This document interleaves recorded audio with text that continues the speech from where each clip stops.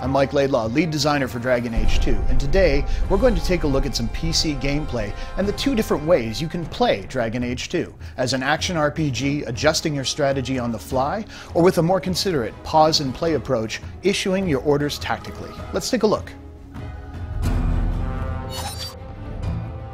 So let's take a look at how Dragon Age 2 plays if you tackle it like an action RPG. If you want to play in real time, you can absolutely do so.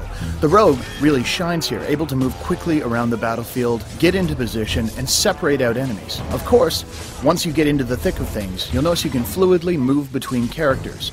Mages, of course, shine when groups are clustered, while a stealth character can deliver vast amounts of damage from the safety of shadows. And with the enemies torn to pieces, it's just a matter of switching back to Hawk to pick up the stragglers. So you've seen how Dragon Age 2 plays as an action RPG, but what happens if we take the same situation and play it more tactically, pausing to issue orders? Let's find out.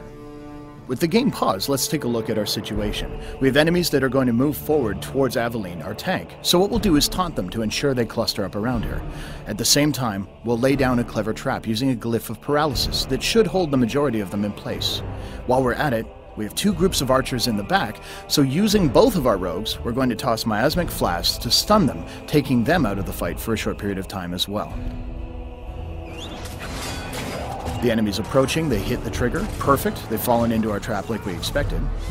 And now we're able to cut down the back ranks, using our archer to eliminate theirs while they're stunned.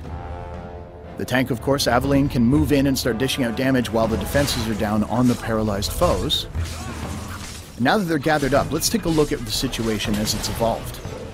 Switching to Hawk, you'll notice that the enemies are all kind of standing in a row, perfect for a knockdown attack, which will scatter them off their feet and unable to move out of a rain of arrows that Varric will lay down over the battlefield.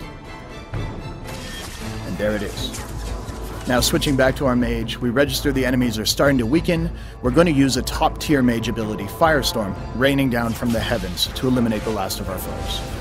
So this is just an example of how a well-coordinated team can deal with an encounter where they're vastly outnumbered. So there you have it. Dragon Age 2 can be played with the smooth, responsive controls of an action RPG, or more tactically, pausing and controlling your actions that way, or of course, any combination of the two. Thanks for watching.